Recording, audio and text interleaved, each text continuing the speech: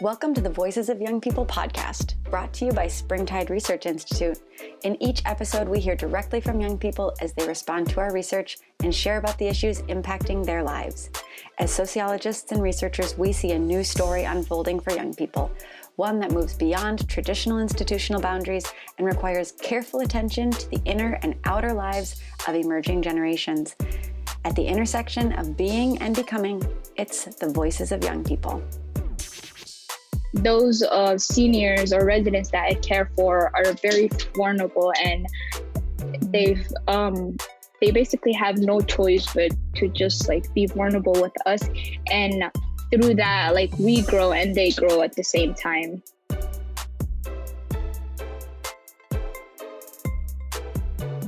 Hey everybody, welcome back to season 2 of the Voices of Young People podcast. I'm your host, Dr. Josh Packard, Executive Director at Springtide Research Institute.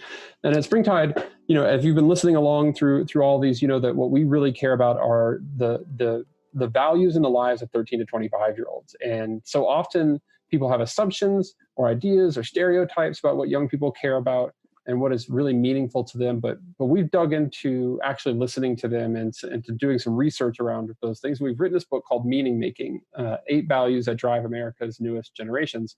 And one of those values is the importance of being growthful, that young people always want to be associated with, embedded inside of organizations that allow them to grow and flourish.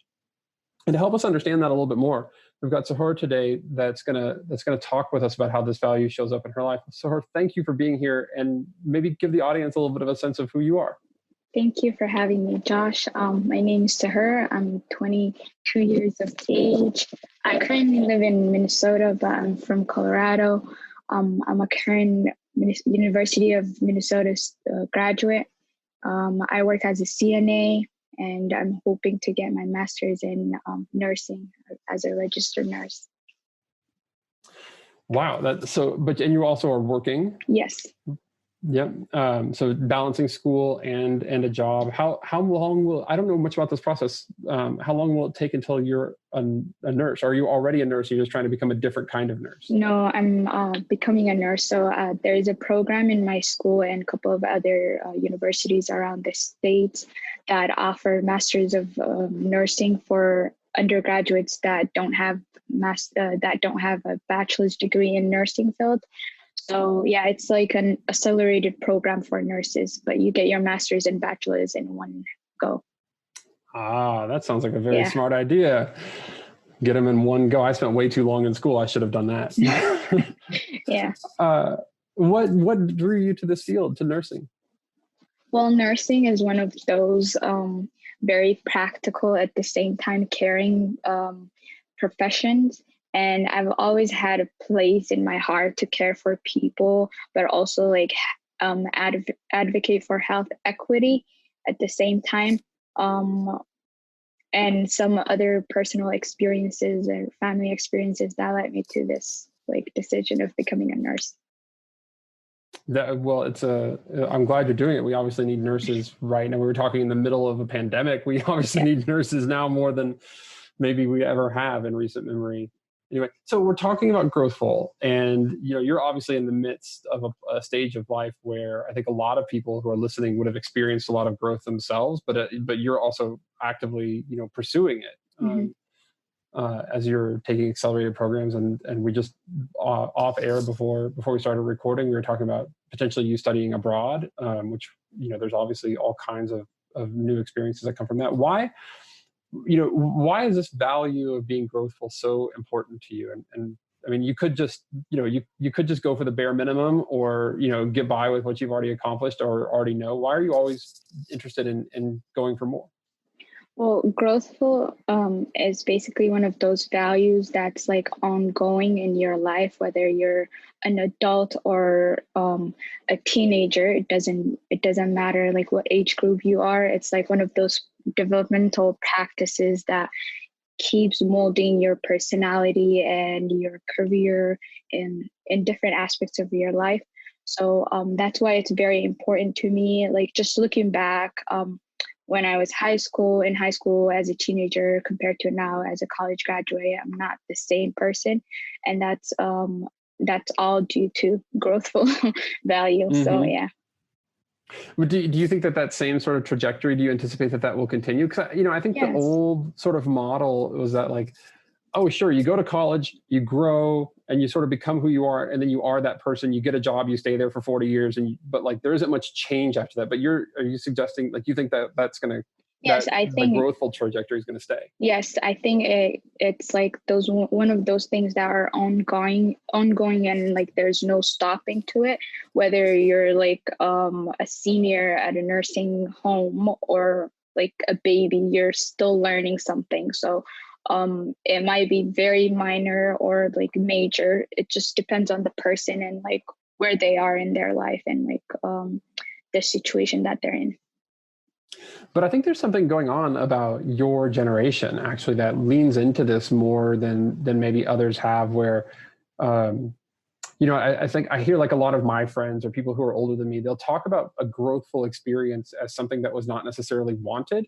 Like maybe they got fired from their job and they say, "Oh, I grew a lot because of it," or a tragedy that happens in their life and they talk about growth. But what I hear from you and what we see in the data from younger people, your peers, is that like they're desiring that always. Like there's this like growthful isn't the aberration, it's the norm. And in fact, when we did the survey, I'm just looking over here at the data. 45% of the people that we surveyed said that they would consider working for less pay if the workplace supported their growth, learning, and professional development. That they're, like it's that important to them.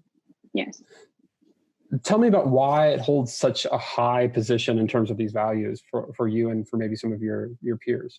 Yeah, for example, like consider as like institutes such as the University of Minnesota. You're paying to go to the University of Minnesota. They're not paying you, but you're still doing that because you're gaining something in return, which is a bachelor's degree and master's. It doesn't matter what degree, but something that's gonna increase your value of life. And that's like, I consider that as growth. And when it comes to, for example, workplaces that underpaying jobs, but they still have other values such as growthful values that kind of like substitute for the pay wage, if that makes sense. Yeah. And I feel like people remember hardships more than they think of growth. So like when it comes to those like getting fired from a job, for example, that would stuck with you compared to like growing or learning something and like finding out about someone else's culture, which you don't really consider subconsciously like as growth. Yeah, that's a really good point. So when you think about either places that like organizations and groups and people that you want to be associated with in the future, or some that you are now, how can those places, or do those places live into this value and make it like, make it a place that you can look at and say, or a person that you can look at and say like, that's going to help foster my growth? How do you know that? For example, at my job, they do this it's like a vision board where they thank the workers that work there. So the family members, the residents' family members, or the residents themselves write thank you letters and they post it on there, and that makes us help and like feel appreciated. So things like that. It doesn't have to be something that's really big and like HR level, but we can get there. We should just start like very minor and like caring for their workers and their workers' family and personal life, and how to basically make that worker achieve or overachieve their workload during the day. Like, yeah.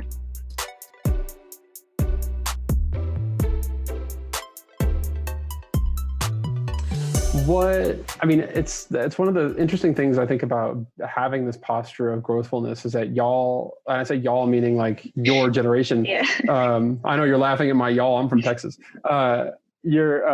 That you're sort of like ready for whatever comes. So like if I were to ask you in what way, and I know this is kind of hard, but in what ways do you anticipate that you're going to do the most growth over the next 10 years? Do you think it's going to be professionally, socially? Like, what are you looking for? More for both personally and academically. I feel like those like kind of intertwine together. for me, especially like studying abroad would like not only like increase my knowledge and like academia wise, but also like personal experiences and like have like long network with people or like connections to people's like, and like see the Kenyan people in the eyes of my culture, for example. Yeah. So yeah, I think both personally and academically, like that's what I'm more interested in. It strikes me as you're talking that one of the keys here seems to be that you're really comfortable being uncomfortable. Yeah. Like I think that's what keeps a lot of people from growing, is that they just don't like being uncomfortable, right? So they just go back to what they know, but it sounds like you're okay with being uncomfortable. Yeah, so that's like one of the first steps to like taking when you want growth is like putting yourself in like a vulnerable situation. Like for example, like I just, as my work, I'm gonna be talking a lot about being a CNA or working at a nursing home. Like those seniors or residents that I care for are very vulnerable, and they basically have no choice but to just like be vulnerable with us. And through that, like we grow and they grow at the same time. If that makes sense. That's a really great example. What are some, do you have any thoughts at all about like ways that an organization or a leader can sort of foster that, like making you feel okay to be vulnerable, like almost like vulnerable and safe at the same time, so that growth can happen? I feel like a lot of like cultural competency programs are needed, just to be like aware of each other's values and like cultural backgrounds, and just know a little bit about like people that you're working with. Not necessarily. America's like a melting pot, so like we have people from all backgrounds, and not all of us think the same, but like I feel like under like big corporations or organizations that we have like that one mindset of like, oh, everybody's American, so we must all have the same values, same culture, but that's not true. So yes. So getting to know people and understanding them can actually create that safe space for people to take risks and take chances. Yes, and like maybe like offering workshops for their employees where they can just connect and like listen to each other. Like there's a program that Marta was introduced me to. It's called Building Bridges, and like talking about it reminds me of some of the topics that we've addressed within that program. Well, so a lot of the values that we talk about in this book, whether it's being growthful or being inclusive, what have you, we're not necessarily talking about them through a religious lens, even though that's one of our key concerns at Springtide, but they sort of sound like religious things when you're talking about this commitment to always like trying to become who, your creator made you to be in whatever sort of way that you might think about that. And I'm wondering for you, and yet at the same time, I know a lot of people from a lot of religions who are like, I'm not trying to grow in my faith. Like it was given to me, or I, figured it out or whatever. And that's the end of that story. And, I'm not going to ask any more questions. And so I'm curious about whether or not this value of being growthful extends over to your faith or spiritual life, if you have one. Yes. Especially like the time that we're going through COVID-19, this pandemic, in the middle of this pandemic, I've really learned what the meaning of patience is.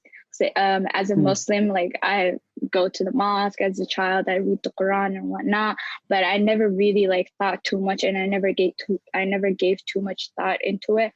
But like there's a verse in the Quran that says, "Inna Allaha ma'as sabirin," which means God is with the patient ones. And like just seeing close residents that have developed relationships passing away, and all these things that are coming, whether it's like at work or even like in school, like schools closing up, everything moving to like virtual, like online. The only choice that I had was to be patient and make prayers. And that I felt like in that sense, like my religion, that COVID kind of brought me closer to my religion. Yeah, that it's sort of like, but you had to be open for that to even, I think like part of what the connection that I'm making is that like your posture of being ready and accepting, for challenges and growth is the only thing that would have allowed you to see that, maybe. Yes, definitely. Yeah. Open-mindedness and willing to like learn and grow, not just learn. We learn, but it's like, it's one thing learning, and then it's another thing like actually projecting that into your daily life. So yes. That's that's an excellent distinction to make. Like what we would call in my field as a professor, where we use too many words, we would say it's a distinction with a difference. Like that matters. Yes. I think a lot of older people that I know, they're happy to learn, but they don't grow. Yes. And I feel like the growth part is related to you using those things that you learned in your life or wherever you gained that knowledge from, and like putting it, like utilizing it basically to grow. Well, I commend you for that. And I know that it can be a weird thing to get on a podcast and talk about your life and your values to people. And so this might be one of those things that made you a little bit uncomfortable, but here you are giving us some of your time and helping our audience to understand why this value is so important and how it shows up in people's lives. So thank you so much for being with us today. I really appreciate it. You're welcome. Bye. Have a good day. Visit springtideresearch.org to hear more voices of young people and purchase our latest book, Meaning Making: 8 Values That Drive America's Newest Generations. Sign up for our newsletter and be the first to learn about our upcoming research, including the 2020 State of Religion and Young People report coming out this fall. Today's show was produced by Marta Abuaji and TJ Birnbaum, with original music by high school student Christian Unthank. Special thanks to our guest today and all the young people whose perspectives and insights make our research possible. Remember to find us on social media at WeAreSpringtide and share your own story with the hashtag #ShowUpForYoungPeople. Thanks for listening.